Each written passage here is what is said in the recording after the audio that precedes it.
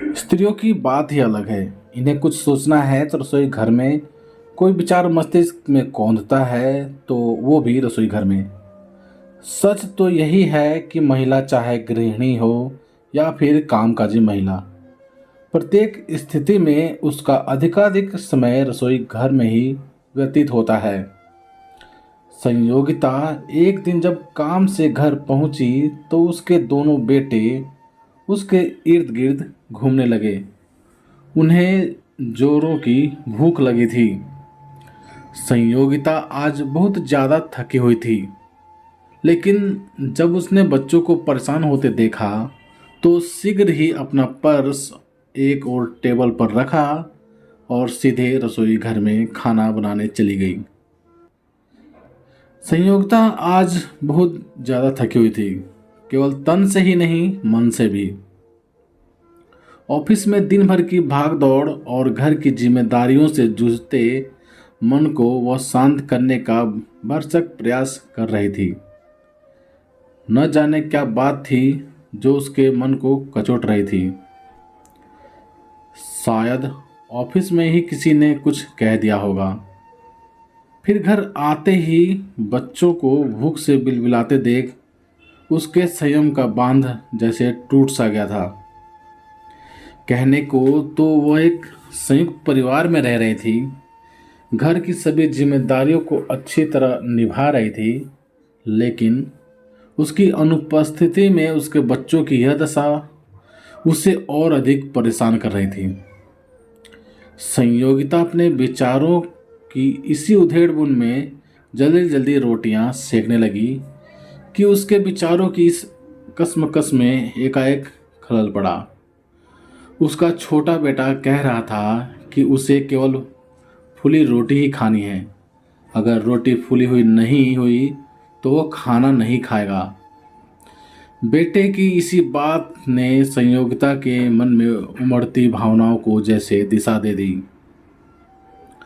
वह सोचने लगी कि फूली हुई रोटी तो सभी को बहुत अच्छी लगती है, खाने का स्वाद ही बढ़ा देती है, पर क्या कभी किसी ने सोचा है कि इसकी इस फुलावट के पीछे कितना दर्द, कितना कष्ट छुपा हुआ है। धीमी आंच पर धीरे धीरे जलना, अपने एक छोर को छोड़कर दूसरी ओर तक जाना। क्या कभी किसी ने सोचा है कि कितना खालीपन महसूस करती होगी वो भीतर ही भीतर। पर किसी को उसके दर्द या तकलीफ से क्या लेना देना। उन्हें तो केवल रोटी चाहिए, वो भी फूली हुई रोटी। क्या हम महिलाओं का जीवन भी इसी फूली हुई रोटी के ही समान नहीं है? हम महिलाएं भी तो फूली रोटी की तरह अपना एक छोर अर्थात मायका छोड़कर दूसरे छोर अर्थात ससुराल की ओर चली जाती हैं। पर क्या हमारा पिछला छोर हमसे छूट पाता है? नहीं, कभी नहीं। हम मायके के प्रेम और अटूट बंधन को कभी नहीं छोड़ते। सदैव उस घर की इज्जत मान मर्यादा का ख्याल रखते हुए अपने ससुराल की प्रत्येक जिम्मेदारी सहर्ष निभाते हैं। लेकिन क्या कभी किसी ने नारी के दोनों छोर के बीच के इस खालीपन को देखने या समझने का प्रयास किया है? क्या कभी किसी ने उसके अंदर उठते प्रश्नों के ज्वार को शांत करने का प्रयास मात्र भी किया है? जी नहीं। संयोगिता 38 वर्षीय महिला थी जो अपने दोनों बेटों का भरण पोषण कर रही थी। कुछ वर्ष पूर्व ही एक दुर्घटना में उसने अपने पति को खो दिया था। फिर भी उसने हार नहीं मानी, आगे बढ़ती ही गई। पति के न रहने पर भी उसने अपने ससुराल में ही रहकर अपने बच्चों को बड़ा करने का फैसला किया। वह अपने परिवार के लिए जो कुछ भी कर सकती थी उसने किया, लेकिन उसके ससुराल वालों के लिए संयोगिता केवल एक फूली हुई रोटी थी, जो केवल दुनिया को यह दिखाने के काम आती थी कि हम सब साथ मिलकर रहते हैं। जबकि सच्चाई तो यह थी कि संयोगिता बाहर से कम और घर से कहीं अधिक थकी थी। बात बात पर उसके ससुराल वालों के ताने उसे भीतर ही भीतर छलनी कर रहे थे। जिस बहू को सास झोली पसार कर लाई थी, पति के गुजरने के बाद उसी सास को संयोगिता का चेहरा देखने लायक न लगता था। बात बात पर उसके शरीर ने नक्श आदि में कमियां निकालती रहती, उसे बदसूरत और भद्दा कहती रहती।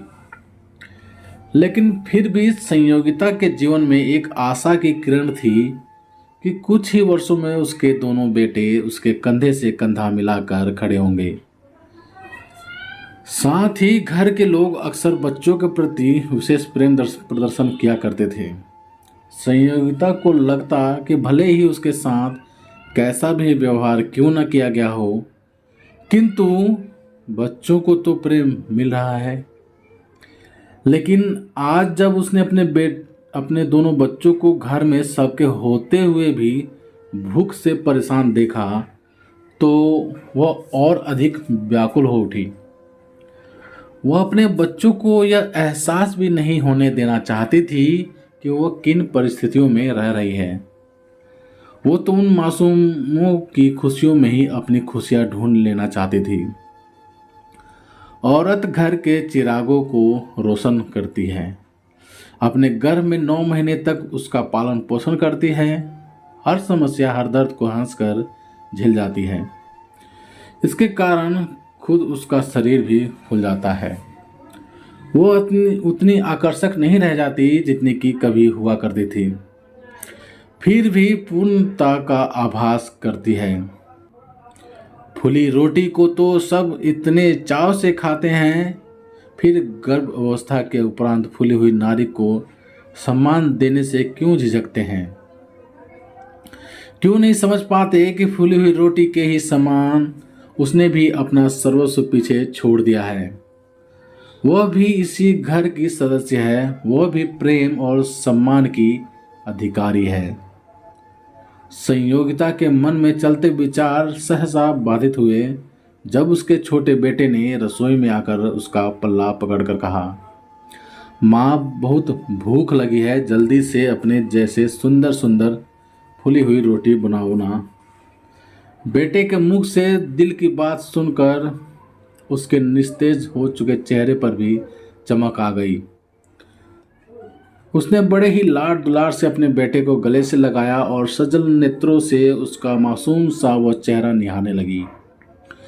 उस एक पल में मानो उसके मैं की हर शिकायत दूर हो गई हो, मानो उसे जीवन भर की पूंजी मिल गई हो। और हो भी क्यों ना, जब वो जानती है कि किसी और के लिए वो कुछ हो या ना हो, पर अपने नौनिहालों के लिए वह एक फूली हुई रोटी है, उनकी पसंदीदा सुंदर सुंदर फूली हुई रोटी। तो प्यारे दोस्तों, आप सभी को ये कहानी कैसी लगी प्लीज़ कमेंट करके हमें ज़रूर बताएं। यदि ये कहानी आप सभी को पसंद आई हो तो लाइक करें, शेयर करें, और चैनल पर नए हो तो प्लीज़ चैनल को सब्सक्राइब भी ज़रूर करें। चलिए दोस्तों, मिलते हैं आप सभी से एक और नई कहानी के साथ। तब तक के लिए जय हिंद, वंदे मातरम।